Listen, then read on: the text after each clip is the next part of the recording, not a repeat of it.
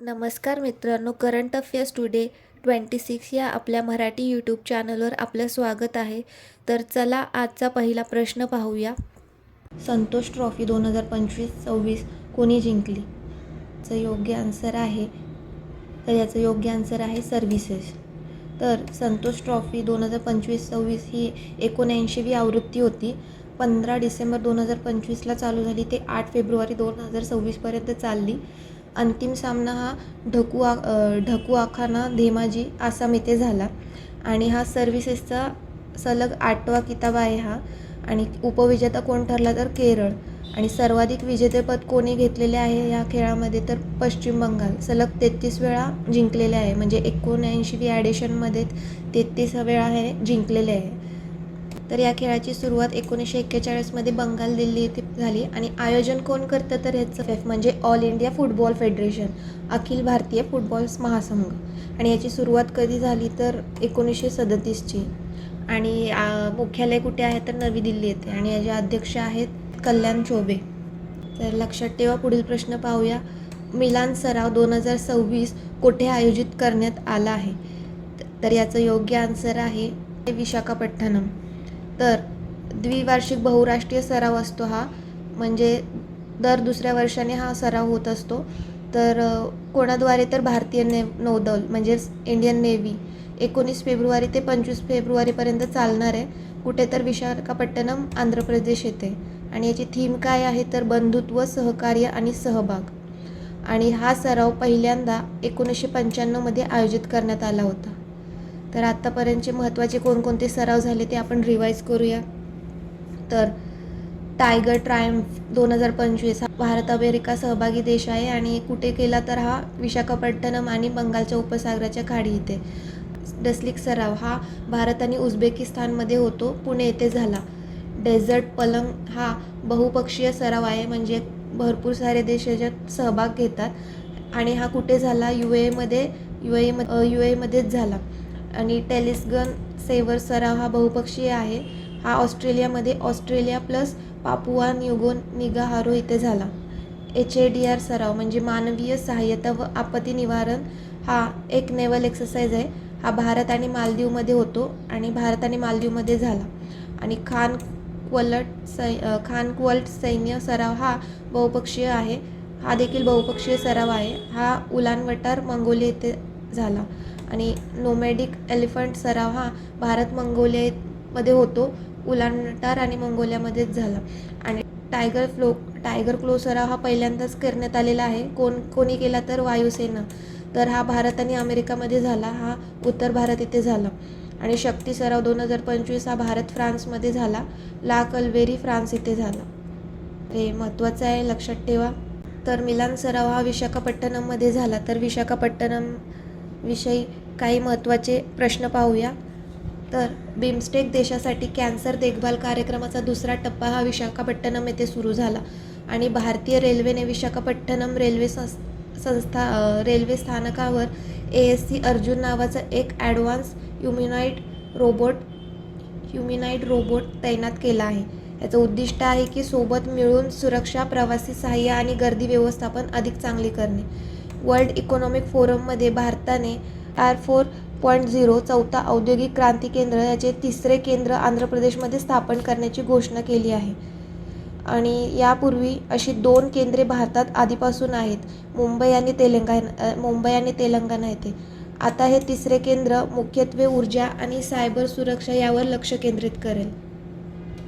तर लक्षात ठेवा. पुढील प्रश्न पाहूया. तर शक्ती कॉरिडॉरच्या पहिल्या टप्प्याचा शिलान्यास कोठे झाला? तर याचं योग्य आन्सर आहे गुजरात.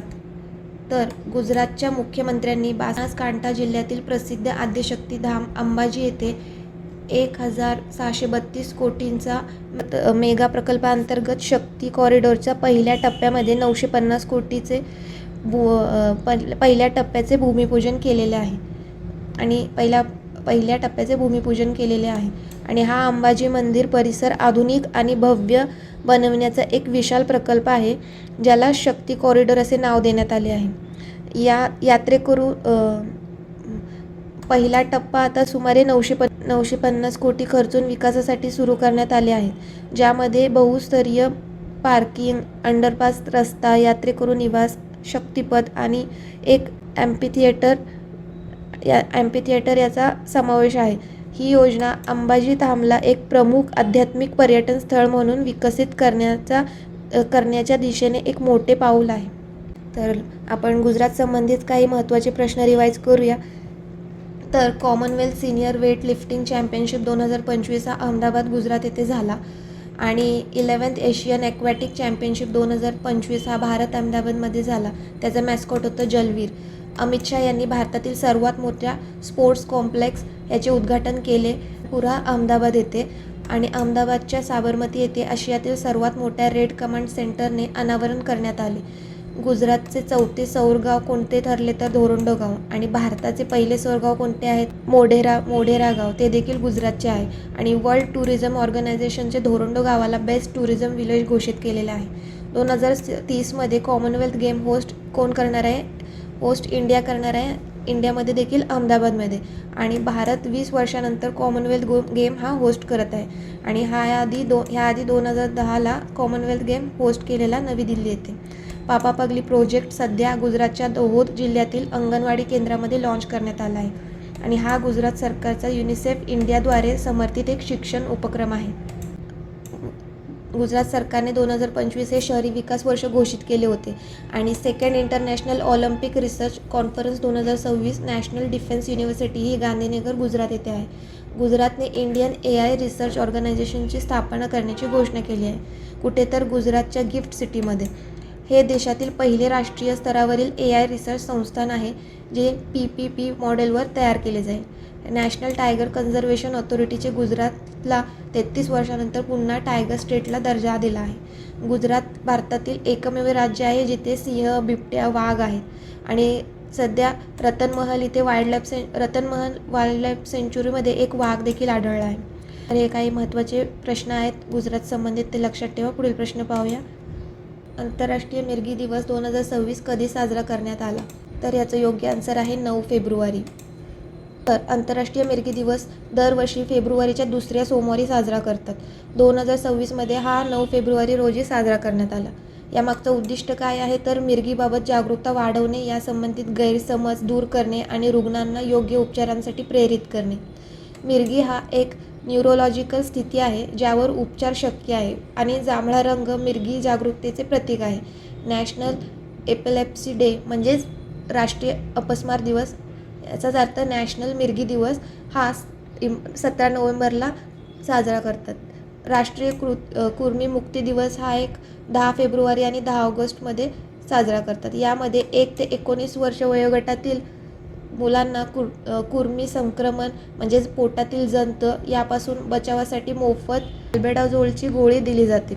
हा दिवस 2015मध्ये साजरा करणे सुरू करण्यात आला होता. कोणी तर आपल्या आरोग्य मंत्रालयाने. याचं उद्दिष्ट हेच आहे की मुलांमध्ये पोषण स्तर, हिमोग्लोबिन आणि एकूणच आरोग्य सुधारणा करणे. तर हे महत्त्वाचे मुद्दे आहेत, लक्षात ठेवा. पुढील प्रश्न पाहूया. नेटवर्क रेडिनेस इंडेक्स 2025मध्ये भारताचा क्रमांक कितवा आलेला आहे? तर याचं योग्य आन्सर आहे 45. तर नेटवर्क रेडिनेस इंडेक्स 2025 हा इंडेक्स सांगतो की एखादा देश डिजिटल जगासाठी म्हणजे इंटरनेट, AI, 5G वापरण्यासाठी किती तयार आहे. म्हणजे त्या देशात इंटरनेट किती वेगवान आहे, किती लोक स्मार्टफोन आणि तंत्रज्ञानाचा वापर करतात, सरकार किती डिजिटल सेवा देत आहे आणि तेथील कंपन्या डिजिटल तंत्रज्ञानावर किती खर्च करत आहेत. तर त्यामध्ये इंडियाचा 45वा क्रमांक आला आहे. 127 स्कोअर आहे, म्हणजेच 54.43. आणि टॉपला कोण आहे तर USA, 2nd आहे फिनलँड, 3rd आहे सिंगापूर. प्रकाशित करणारी संस्था कोणती आहे तर पोर्टोलन्स इन्स्टिट्यूट आहे, म्हणजेच American non profit research institute. तर असेच काही महत्त्वाचे इंडेक्स पाहूया जे इम्पॉर्टंट आहेत. तर भ्रष्टाचार धारणा सूचकांक 2024 भारताचा हा रँक 96 आहे. टॉपला आहे डेन्मार्क. मानव विकास सूचकांक 2025 भारताचा क्रमांक आहे 130. टॉपला आहे Iceland. Global gender gap index 2025 इंडियाचा नंबर आहे 131 आणि टॉपला आहे Iceland. 10th sustainable development goals index 2025 99चा नंबर आहे.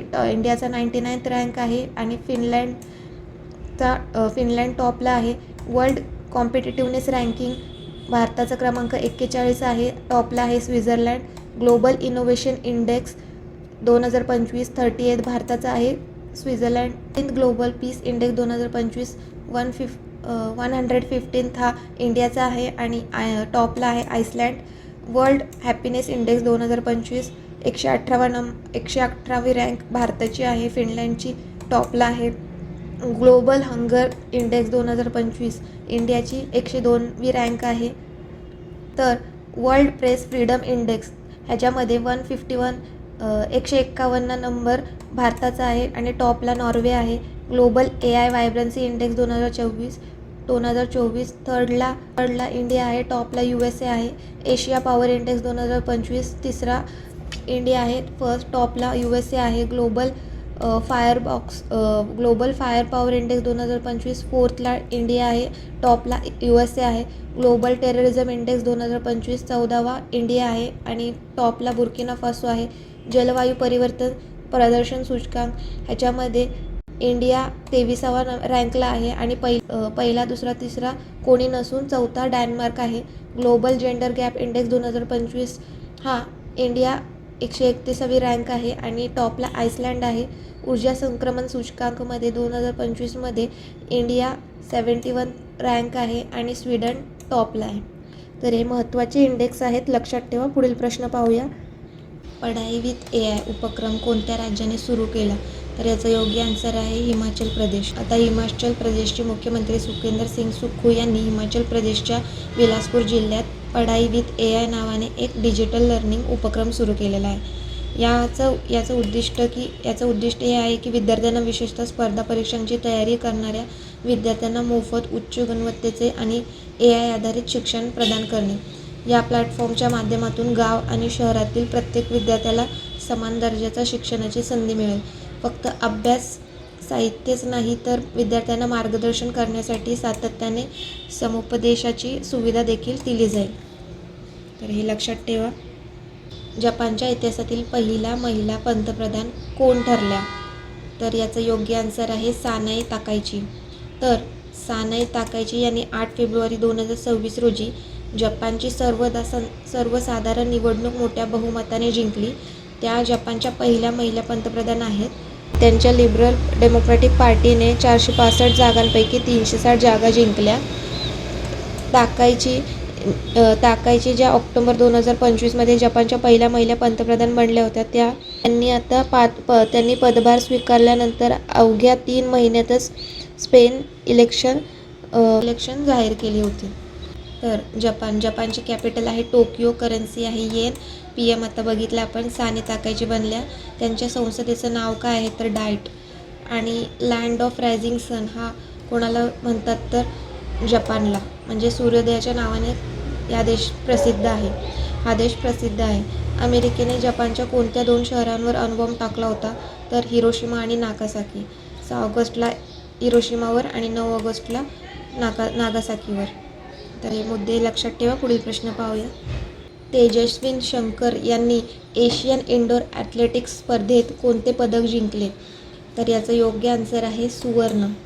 तर एशियन इंडोर ॲथलेटिक चॅम्पियनशिप ही द्वैवार्षिक स्पर्धा आहे.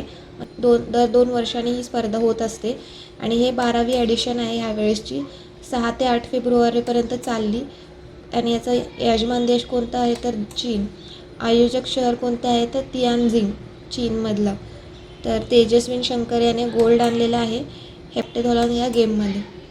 तर मेडल टॅलीमध्ये बघूया. टॉपला आहे चायना आणि आपला इंडियाचा नंबर आहे 7वा.